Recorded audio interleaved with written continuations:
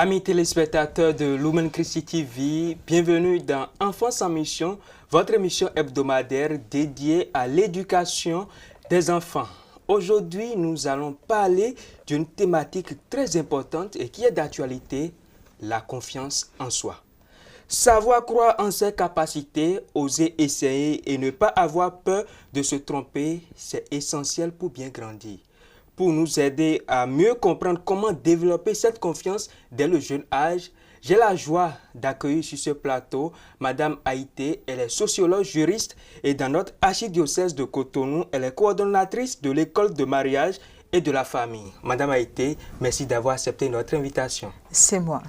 Alors, nous voulons parler de la confiance en soi. Il est important de savoir ce que c'est. C'est quoi la confiance en soi? Alors, merci Monsieur Tibus. Je salue les téléspectateurs et téléspectatrices.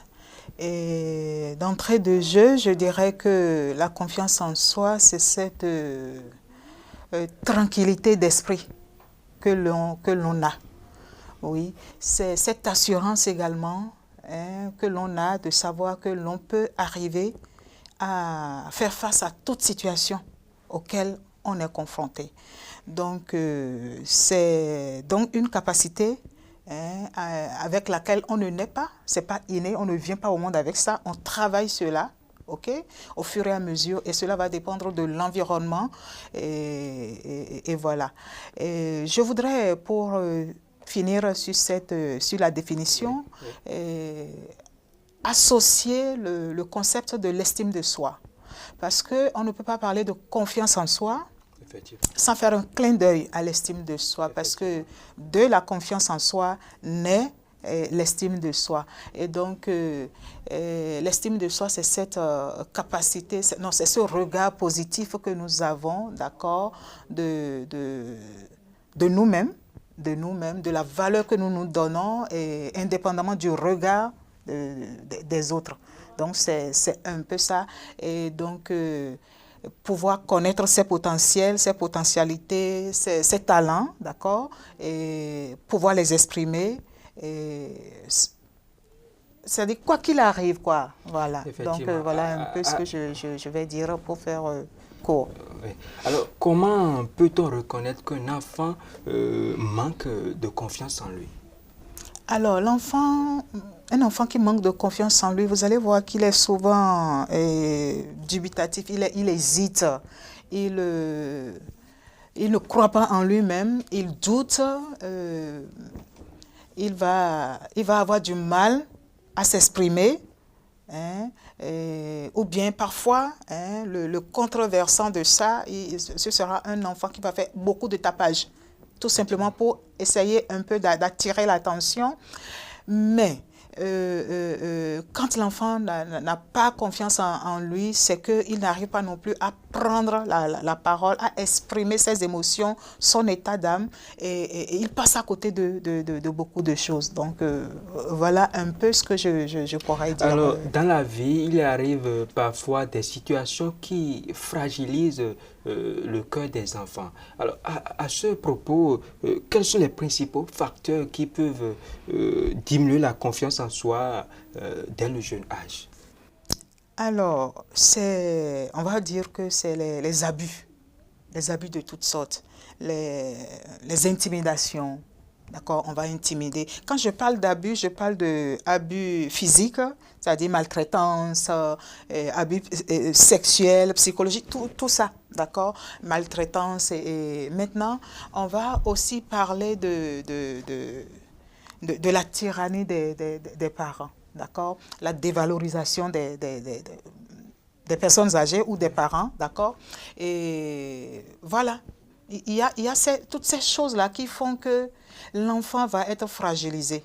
L'enfant va être fragilisé. Et quand on prend aussi le temps de faire des comparaisons, comme on le sait, comparaison n'est pas souvent raison. D'accord? Donc, du coup, on fait des comparaisons, on fait des discriminations, on montre de l'affection à un enfant par rapport à un autre, et on félicite l'enfant. En fait, on est plus... on porte plus d'affection, d'attention à cet enfant par rapport à l'autre, ou bien par rapport aux autres. Donc, du coup, forcément, cette personne qui bénéficie de toute cette affection-là va développer plus d'empathie, plus d'estime de soi, de confiance en soi, d'accord? Et va savoir beaucoup plus s'affirmer, même si, hein, dans un contexte comme ça, même si l'enfant a tort, va toujours s'affirmer, prendre de l'autorité et dire que, bon, il a raison partout, alors que, voilà. Alors, la famille est souvent le premier lieu où l'enfant apprend à se connaître. Alors, dans ce cadre, comment les parents peuvent-ils aider leurs enfants à bâtir une bonne confiance en eux? Oui, alors c'est déjà d'encourager à chaque fois les enfants. Comment? Encourager, nous prenons un exemple. Ouais. On a 2 enfants par exemple, et, ou 3, permettez que j'aille à 3, d'accord? On a 3 enfants et l'autre, il y a un qui est souvent premier, qui excelle un peu partout. Et peut-être dans une seule matière, un peu, chose là. Et donc, du coup, le deuxième, la moyenne, et l'autre, peut-être le cas, d'accord, de compétences, c'est-à-dire d'aptitude, d'intelligence et tout ça. Alors, si à chaque fois, les enfants vont composer, d'accord, et viennent à la maison, reviennent à la maison, et le bulletin traduit que, enfin, on va entre griffes le dernier, même si ce n'est pas le dernier en termes réels, quoi, en termes de notes. Et même si l'enfant n'excelle pas comme on le souhaiterait, et qu'on prend le temps de dire, ah, mais tu ne vois pas tes autres frères et sœurs, ils n'ont pas de tête quand même. Non. Il faut l'encourager. Il faut encourager. Il faut montrer de l'empathie, il faut montrer de l'amour, de l'attention à cette personne, à cet enfant-là qui est plus ou moins fragile, d'accord, en lui disant, écoute mon chéri, écoute ma chérie, je sais que tu le peux, je sais que tu peux réussir. Tu as vu, les autres, ils ont, en fait, toi, regarde, par exemple, regarde là où tu as eu de bonnes notes. C'est parce que tu as cette prédisposition, tu as de la facilité à comprendre cela. Mais je peux t'assurer que les autres matières également, si tu te donnes un peu plus, tu vas réussir, tu pourras le faire. Et les autres également, par rapport à tes autres frères, ne te dis pas que eux, ils sont des génies, non. Ils ont peut-être de l'avance sur toi, mais toi aussi, tu peux remonter la pente, tu peux arriver à dépasser cela, à les atteindre et pourquoi pas même les dépasser. Vous voyez? Donc, du coup, c'est comme ça qu'il faut encourager les enfants et leur montrer qu'ils sont des génies. Moi, je me rappelle, j'ai un de mes garçons et c'est avec la petite étant assez intelligente. D'accord? Et toujours première. Et l'autre, maman, j'ai dit, mais non, j'ai dit, chérie, mais tu vas le faire. Tu vas réussir, tu dois le faire. Moi, je sais que tu es un génie, tu as le potentiel. Et moi, tu sais, non, je vais aussi prier pour toi. Et tu sais, quand je demande à Jésus, il le donne, non? Donc, du coup, essayez de mettre l'enfant en confiance, de flatter son ego, de le valoriser de sorte qu'il se dise, waouh. C'est-à-dire, il sera rempli de quelque chose. Et ce quelque chose-là, c'est l'amour. Ce quelque chose-là, c'est l'Esprit Saint qui va faire éclore en lui tous ses potentiels ou son talent, ses talents. Dans le tout ne suffit pas de vociférer sur l'enfant. Non, il faut l'encourager. Bien au contraire. Vous savez, vous aurez des enfants où quand vous allez crier, c'est là que tout ce qui est en l'enfant se bloque. Donc ce n'est pas crier, c'est la manière, parler au cœur de l'enfant. Le valoriser. Et puis bon, écoutez, vous savez, quand on prend soin de quelque chose, c'est comme la fleur. Quand on prend soin de la fleur, on met de l'eau, on enlève tout ce qui, c'est-à-dire les feuilles mortes, ce genre de choses-là. Le jardin fleurit de la plus belle manière. Donc du coup, c'est comme ça pour nos enfants aussi. Et n'oublions pas, nos enfants sont notre avenir, ce sont nos relèves. Donc ils sont une part de nous-mêmes. Donc du coup, on doit pouvoir les porter comme il se doit. Et c'est Dieu qui sont en eux. Effectivement. Alors, l'école... C'est Dieu qui est en eux. Voilà. L'école est un autre espace majeur dans la vie de l'enfant. Alors, de quelle manière les enseignants peuvent-ils participer à renforcer l'estime de soi de leurs élèves? Oui, alors c'est tellement important cette question, cette préoccupation, parce que le travail qu'on fait à la maison, si une fois on va à l'école, et l'enseignant ne met pas, c'est-à-dire n'a pas la manière qu'il faut pour accompagner nos enfants, cet enseignant-là va tuer ce que nous, on aura commencé par semer à la maison. Donc, du coup, il revient, voilà, il doit y avoir une complémentarité. Oui. Il revient sûrement aux parents, d'accord, de se rapprocher de l'enseignant et de lui parler un peu de la personnalité de son enfant. Voyez-vous? Et de tout ce qu'on fait déjà, du travail qu'on fait déjà à la maison, histoire d'amener cet enseignant-là à plus s'occuper de lui et à savoir quelle stratégie ou bien comment l'accompagner. Donc, du coup, l'enseignant aussi doit mettre ses pas dans les pas des parents à la maison. Et déjà que les enseignants sont formés à la psychologie, d'accord? Oui, j'ai oublié comment ils appellent ça. Ils ont une matière là qu'on leur enseigne pour pouvoir savoir accompagner les enfants. Donc, du coup, ils sont au parfum de la chose. Donc, c'est peut-être attirer encore plus leur attention pour dire que l'enfant qui bégaye, l'enfant qui hésite, ce n'est pas toujours de sa faute que cet enfant exprime cette position, mais de savoir accompagner l'enfant pour que l'enfant puisse rendre justement ce que eux, ils souhaiteraient, que l'enfant puisse capter tout ce qu'il donne et qu'au retour, pendant les évaluations, les examens, que l'enfant puisse être au rendez-vous de la réussite.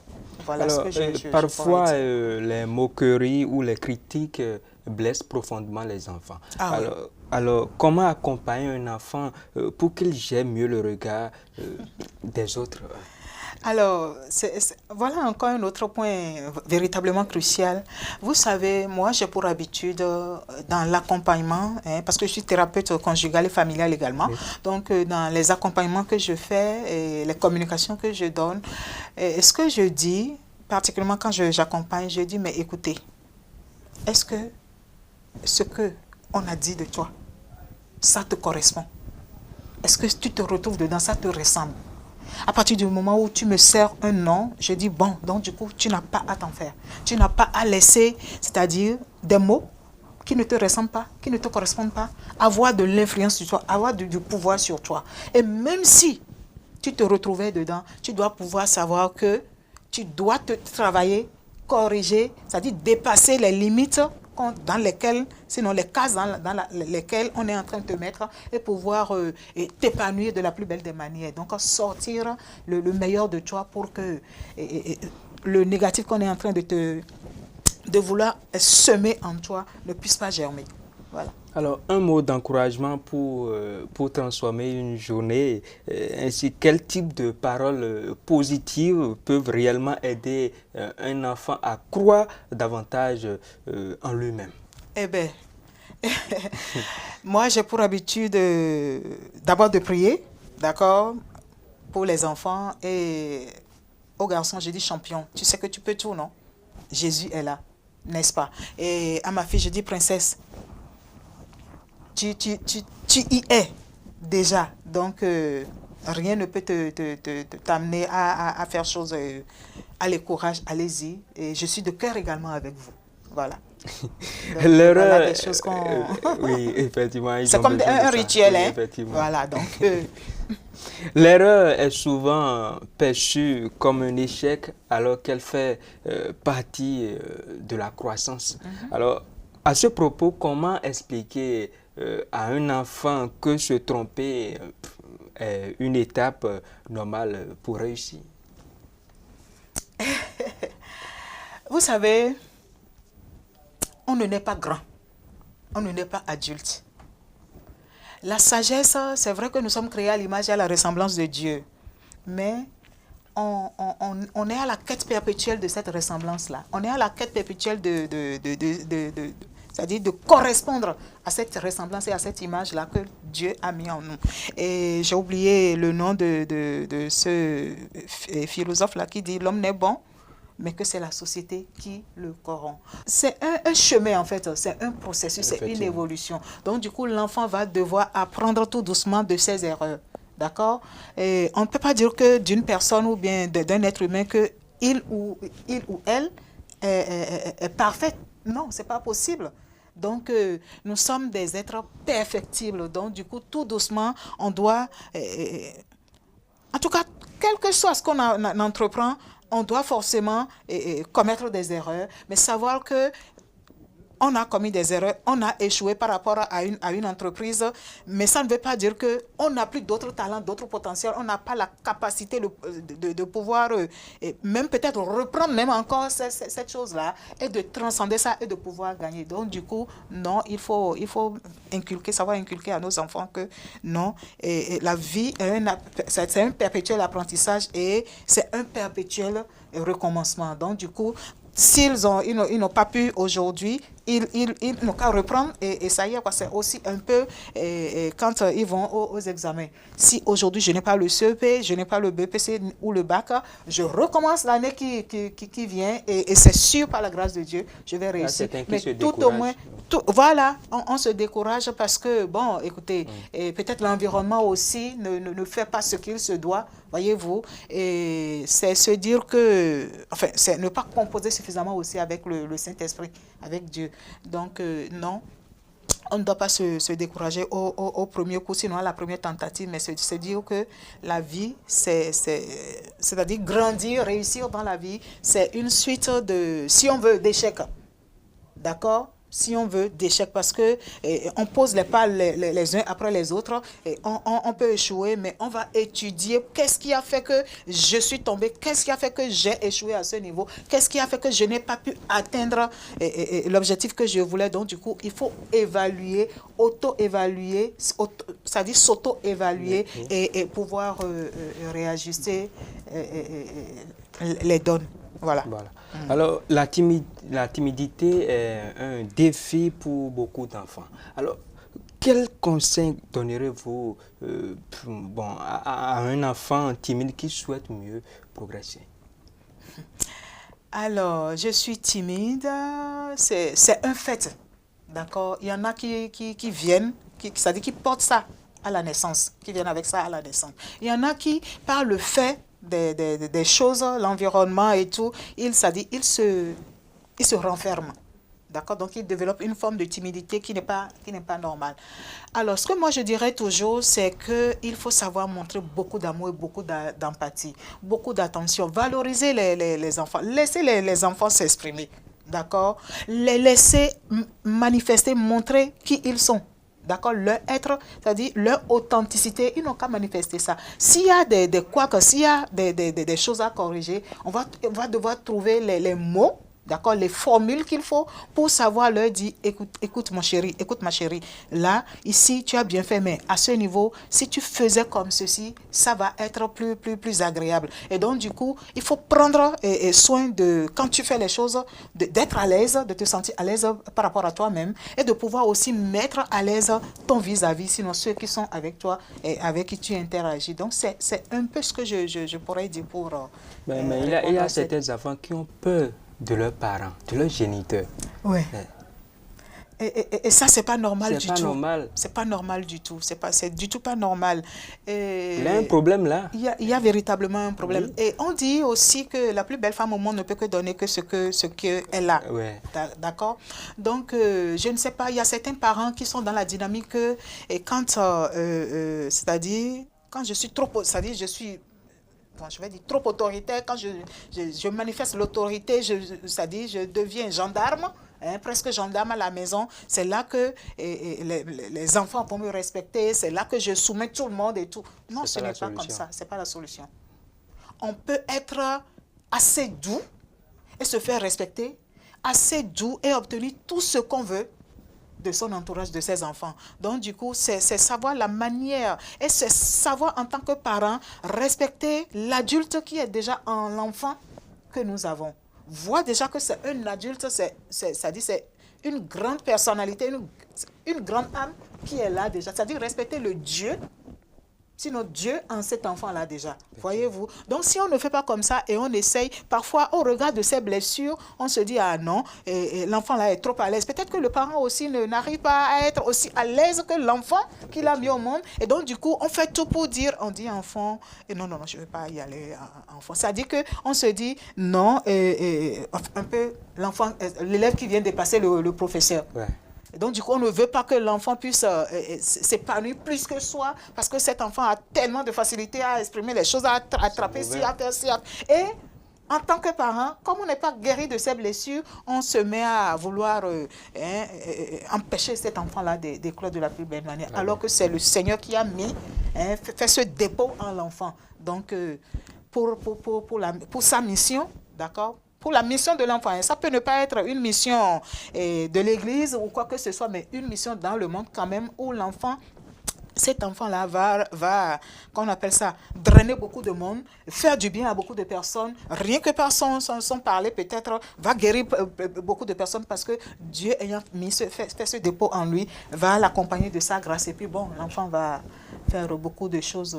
Voilà. S'il vous plaît, un conseil à ces parents-là. Alors, moi, je dirais, à partir du moment où, chers parents, c'est pas facile d'être géniteur, on ne devient pas parent, c'est-à-dire on devient parent, on ne naît pas parent. Donc, et si vous avez de ces perles, de ces enfants qui sont avec vous, sachez que ce sont des dons du Seigneur et je ne sais pas si je puis m'exprimer ainsi. Et permettez aux enfants de s'épanouir, de pouvoir manifester leur être profond. Parce que ces enfants, si vous les magnifiez, si vous les laissez devenir ce qu'ils doivent être, vous pouvez déjà vous guérir à travers ces enfants-là, voir comment vous auriez pu faire les choses et peut-être prendre exemple sur cet enfant-là que Dieu a mis dans votre vie et savoir que ce sont ces enfants qui demain s'occuperont de vous. Donc, du coup, si vous les empêchez de manifester ce qu'ils doivent être, alors demain, ce sera compliqué et pour vous, et pour l'enfant, et pour la famille que l'enfant aura à mettre. Sinon, s'il est appelé à devenir prêtre, il va devenir, ou elle va devenir, ou une religieuse, elle va devenir, ou il deviendra un problème pour sa communauté. Alors, merci beaucoup, Madame Haïté. Avec les écrans, les enfants sont parfois confrontés à des modèles irréalistes. Alors, quels risques les réseaux sociaux présentent-ils pour l'image soi? Alors, c'est tellement sensible cette affaire-là parce que il y a de tout sur les réseaux sociaux. Et quand on ne prend pas soin de sélectionner les émissions, les chaînes sur lesquelles nos enfants doivent aller, les enfants vont sur des chaînes qui ne disent pas leur nom et vont apprendre justement de ces chaînes-là. Et vous savez que l'enfant a une facilité, c'est-à-dire cette capacité, c'est-à-dire cette facilité-là pour apprendre rapidement, pour copier rapidement.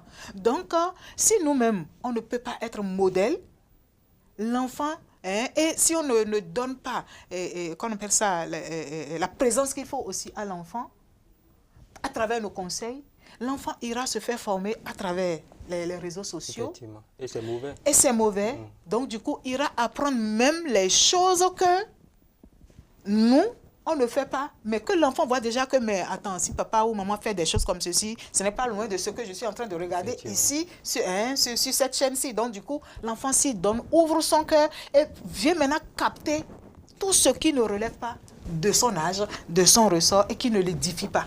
Donc, sincèrement, il faut savoir accompagner les enfants et donner le bon exemple, quoi. Être le modèle qu'il faut, de parents qu'il faut. Alors, Madame Haïté, merci beaucoup. Nous sommes à la fin de cette émission. En guise de mot de fin, chaque enfant a besoin d'une lumière pour avancer. Alors, quel conseil essentiel donnerez-vous à un enfant qui souhaite devenir plus confiant au quotidien? Alors, je dirais tout simplement, écoute mon grand, écoute ma grande. Il faut savoir que tu as tes limites, tu es unique en ton genre. En fait, tu es singulier, tu es particulier, il n'y a pas deux comme toi. Et donc, tout ce que tu as en toi, il faut aller chercher ça, il faut aller découvrir ça et apprendre à développer ça. Et tout le monde n'est pas appelé à être président de la République. toi, tu peux être un bon couturier, un bon mécanicien et nous aider, enfin, et aider ceux qui sont présidents ou autres à pouvoir conduire leur véhicule, à pouvoir se déplacer. Donc, du coup, chacun a son talent, a son potentiel qu'il doit pouvoir rechercher et découvrir. Voilà. Merci beaucoup, Madame Haïté, pour moi. vos précieux conseils. Merci beaucoup et merci d'avoir accepté notre invitation. Merci, c'est toujours un plaisir. Merci. Chers enfants, retenez ceci. La confiance en soi se construit jour après jour, par de petites victoires, par l'amour qu'on reçoit et surtout par l'amour que l'on se porte à soi-même. Continuez d'avancer, d'essayer, de croire en vous parce que vous avez de la valeur. Merci à toutes et à tous de nous avoir suivis. À la prochaine.